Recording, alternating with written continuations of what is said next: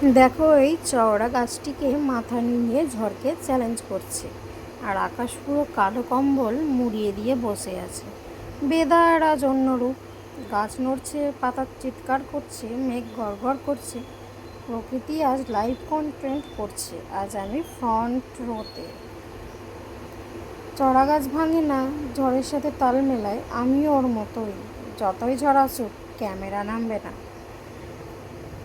তুমি গাছতলায় দাঁড়িয়ে আছো, আর ওপর থেকে মেঘ বলছে, সরে যা ভাই, আমি পড়ব। এই চড়া গাছটি 20 বছর ধরে সামলাচ্ছে।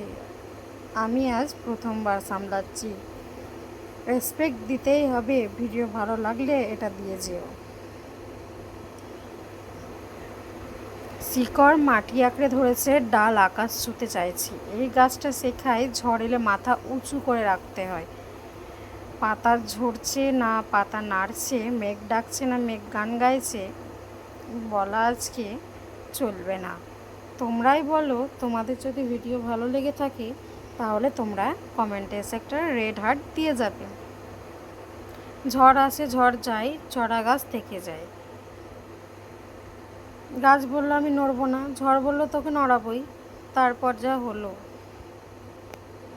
আজকে বিকেলটায় অনেকটা এরকম ওয়েদার ছিল, এবং বেশ খানিকটা বৃষ্টি হওয়ার পর থেমে যাওয়ার পর আবার কিছুটা অপেক্ষা করার পর আবার বেশ কিছু সময় বৃষ্টি হয়েছিল। আজকে প্রায় 3 দিন না, তার বেশি হবে হয়তো। এতটাই গরম ছিল যে স্কুল যাওয়া মর্নিংয়ে মানে সেই দুপুরই মনে হচ্ছিল। আজকে হঠাৎ দেখি দুপুরবেলায় খেতে বসার টাইমেই ঠিক মেঘটা উঠে গেছে। আমরাও দেদার খুশি, বৃষ্টি হবে। প্রায় 3টে থেকে পুরো অনেকটাই 4টে, 4:30 প্রায় বৃষ্টি হয়েছে, এবং কিছুটা থেমে যাওয়ার পরেও আবার বৃষ্টি শুরু হয়। তারপরে আমাদের পাশের বাড়ির মানে আমার কাকার মেয়েটির